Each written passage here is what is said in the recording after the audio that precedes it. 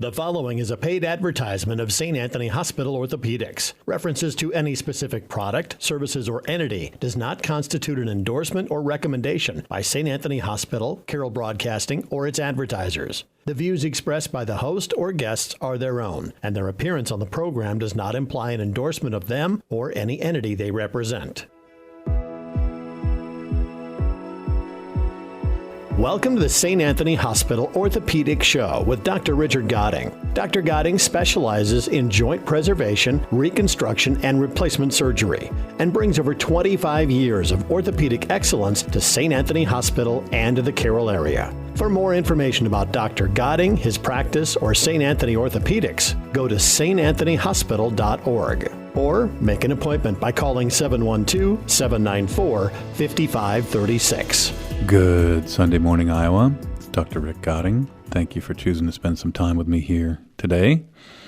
In this fall that we are progressing through, it's interesting because it was a little cooler in August and early September, and now it's a little warmer. Who knows? But it's football and homecoming and all these things happening, and got my mom moved up to Des Moines and my stepdad, and she's now going to be able to see my daughters play volleyball and my youngest do synchronized swimming and my oldest run track in the fall and graduate. She's missed the last basically 5 years of their lives. We go down and visit, but her husband's been struggling with dementia, and so she's not been able to really be engaged in the girls' lives. The first year we moved up to Iowa, she came up 7 times, and we went down there once and the girls, they used to spend a week or two every summer with Nana. And, as the girls get older, they don't really have enough friends down there to really make it where your 15 and 17-year-old want to go spend a whole week down there anyway. But we finally just decided a house came up right near us, a very short stroll. I can actually see her house from the porch of my house, and so she picked that up, and we got my stepdad moved into assisted living, and I think he's probably going to end up in memory care before too long, but for right now we're doing assisted living, see how that goes. But it's that season, unless like I told you, it's that August season that September season in my life, and it's really interesting. It's really hitting me this year that's where I am. And somebody at the assisted living center, one of the employees asked if I was moving in. That made me feel really, really old. I said, no, my stepdad. Thank you. But it is, like I said, it's that August season. But I had a good visit from my niece, the nurse, who went to DMAC and is just finishing up her BSN, her Bachelor's of Science in Nursing at the University of Iowa. And she has a boyfriend who is now deployed in the reserves over in the Middle East. So she's spending this year doing travel nursing, and then they're going to figure it out when he gets back. But I think he's a keeper. And I'll tell you that I've never, he's really good. He sends her flowers from the Middle East, and sometimes he'll send her DoorDash a breakfast to her and then call her and say, hey, I DoorDash breakfast over to you. And that's pretty amazing and thoughtful. And I have to say, when I was a younger man, I don't think I was advanced enough to come up with those kind of things. It was very thoughtful. It's very nice. And he's a good guy.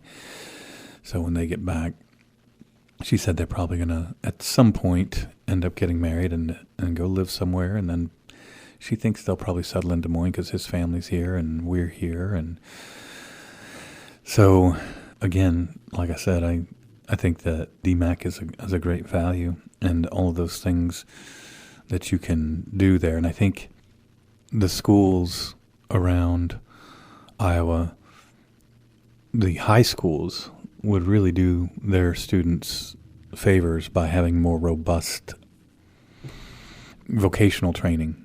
I know that I was talking to someone whose son is in vocational training in Des Moines in one of the high schools, and actually he wants to be a mechanic, and they don't actually have a car to work on.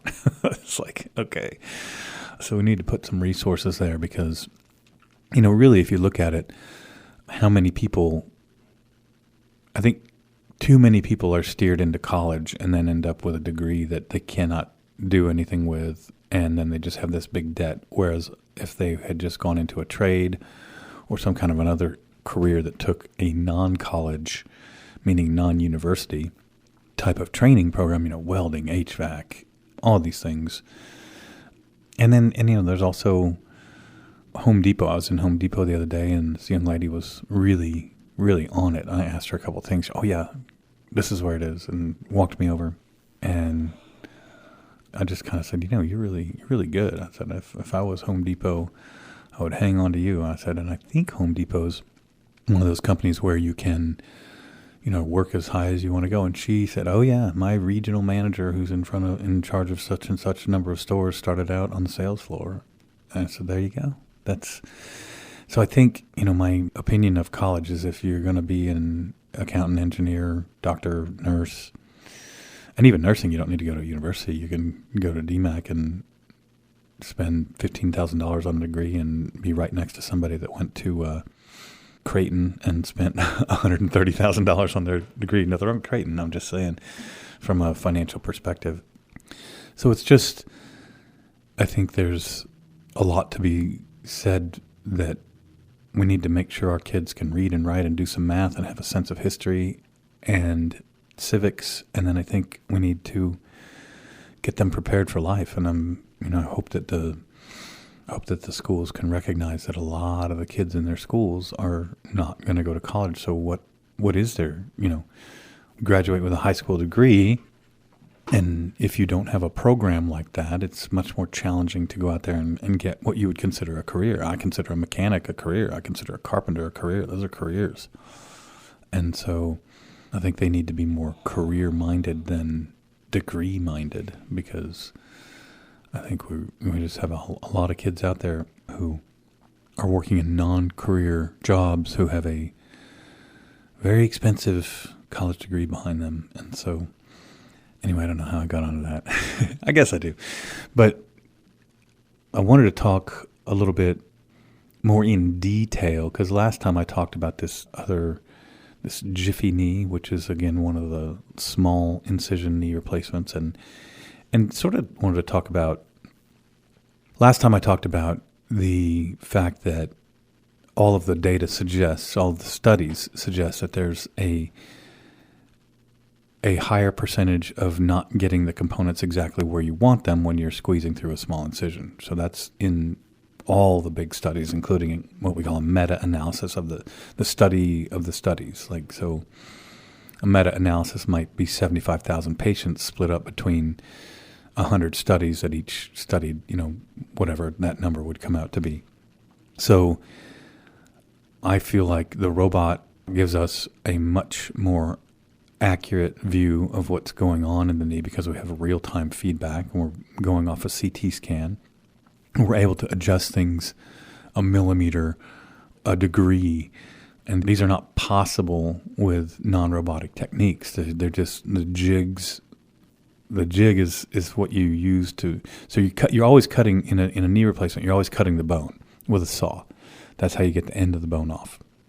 With the traditional jigs, you're limited in how accurate you can be, because just the device itself has some give in it, and you can be tacking that thing into place, and the nail could hit some harder bone and move and scoot a little bit, and all these different things that can happen. Whereas with the robot, it's holding the saw exactly to the millimeter and to the degree, 1 degree of where you want it. Because it's so accurate, they had to start manufacturing the plastic that you put in there to 1 millimeter increments instead of 2 millimeter increments, because you can be so accurate that if you want to adjust by a millimeter, you can. So, I kind of went into a lot of that last time, but what I wanted to talk more about today was the recovery aspects of not just using the robot itself, but then the protocol that we use here. that I use at St. Anthony's. So as I look back into history, what were we doing 10 years ago? Well, the patient would come in and we would do a knee replacement, and sometimes they would get general anesthesia, which means you go all the way to sleep, and sometimes they would get spinal if there was some reason for it. And starting just from there, then post-operatively, people would get Tylenol, and then they would get a button to press, and they would get morphine every 5 minutes. So you're getting these giant, I would have patients leave the hospital after having gotten 200 milligrams of morphine over their 2-day stay or whatever. Sometimes, just amazing, huge numbers of morphine, because you could get a milligram every 5 minutes, that adds up. And then we would send them home with a bunch of opioid pain medications, hydrocodone, oxycodone, those kind of things. Well, as things have evolved, and in the plan that I have worked on, I've spent the last 10 years trying to continually improve the pain control and therefore the early mobilization. So that's the big question. Is my goal number one is to have a good lifetime total knee replacement. Goal number two is to make that easy on the patient. So number one is you get the good long-term outcome. Number two is you make their experience of the operation the least painful and the most pleasant as possible. So starting with, we now give all of our patients spinal anesthesia, but my pain control starts the night before, actually it starts 2 weeks earlier, where I do that iovera procedure where we freeze the nerves on the front of the knee with liquid nitrogen we do it in the holding area in surgery, not in the actual surgical rooms, but we do it in the outpatient surgery department in the holding area. And that really reduces the pain on the front of the knee, right where the incision is. And again, I've had patients who have had it on one knee and not had it on the other knee, and they said it makes a big difference. Even my own patients. So 2 weeks before, we're doing the iovera.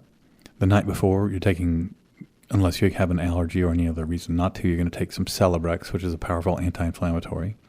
That morning before surgery, you're going to take another Celebrex. And again, the morning before surgery, you're going to get a nerve block from the anesthetist team.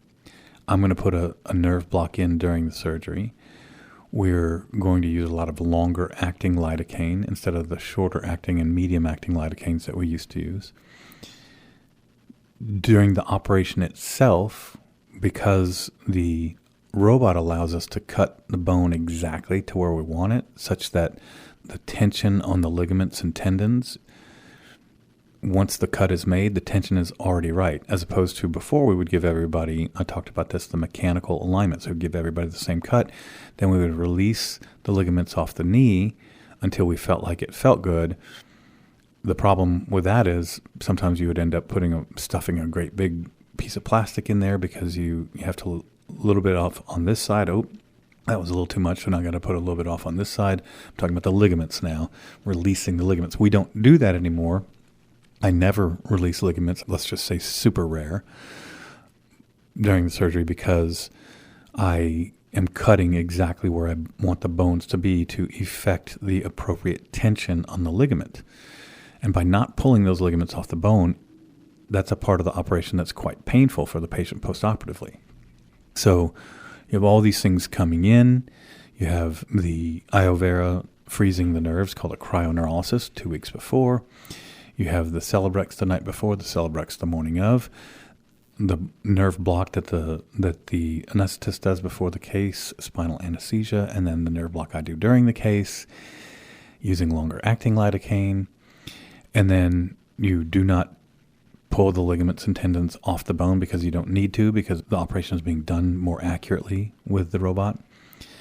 Then postoperatively, the patient will get a dose of steroids, and that is a newer thing. I'm just trying to communicate all the things that have changed from you get your surgery and we give you a button to press and you get a lot of opioids. So now what have we got? We got the iovera, we got the nerve block, the other nerve block, the spinal anesthesia, the Celebrex the night before, the Celebrex the day after, not taking off the ligaments, the steroids the day after surgery in the hospital, intravenous steroids, the intravenous Tylenol that we have now, and gabapentin, which is a nerve blocker that we now use. There's 10 things that I'm doing that are in addition to and advanced over the old things that we were doing to control pain. And all of those things work out to where 75 to 80% of my patients leave the day after surgery. They're in the hospital overnight, what we call observation, and then they go home. And I like keeping patients. So I have, in this practice, I have a patient population that's a little bit older than maybe some of the places where they do a lot of the outpatient surgery. I don't think sending a 70-year-old home the night of a knee replacement is a great idea. There are some super fit 70-year-olds that it might be fine for. I don't think it's bad practice. I'm not saying that. I'm just saying that for me, in my patients, the population that I have, I feel much more confident with them in the hospital overnight with a nurse watching over them who can be there at the bedside in about 45 seconds than something starts to happen at home. They're not really sure if it's a problem. Maybe they wait an hour or two to see if it gets better instead of just calling the nurse in to evaluate. And then maybe it's nothing, or maybe things kind of spiral into a bad situation because there wasn't somebody looking after them. And again, this is just my perspective. This is how I practice. There are other perspectives and other ways of practicing, but this is why I do what I do. So because we have such a robust pain program, my patients progress very, very well postoperatively. So I am not looking to go back to the smaller incision, which is, the front of the knee. I mean, it's literally half the size.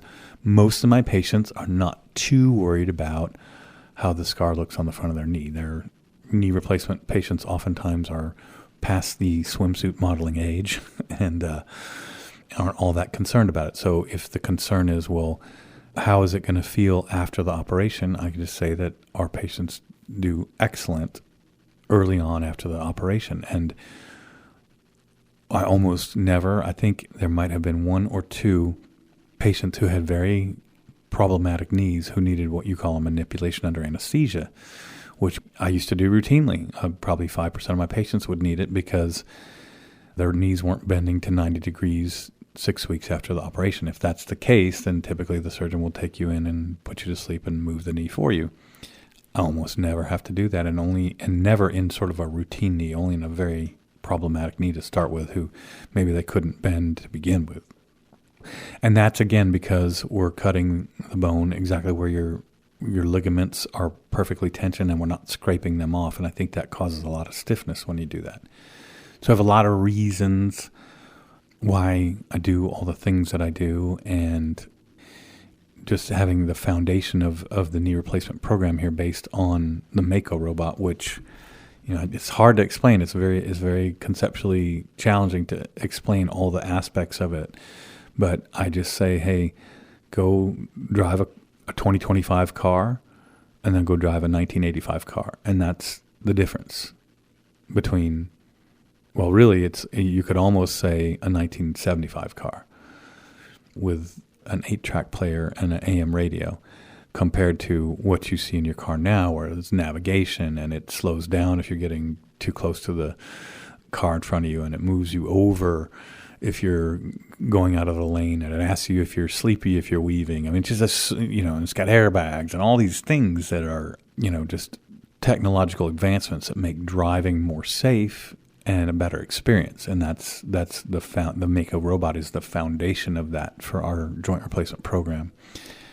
And yeah, so that's just basically, I had talked about the technical aspects of it in comparison to using the old metal jigs. And then this week I really wanted to talk a little bit more about the pain protocol. And so we have the Mako robot, that's the foundation. And then we have the 10 things that I listed off that we're doing differently and more aggressively to take care of the pain.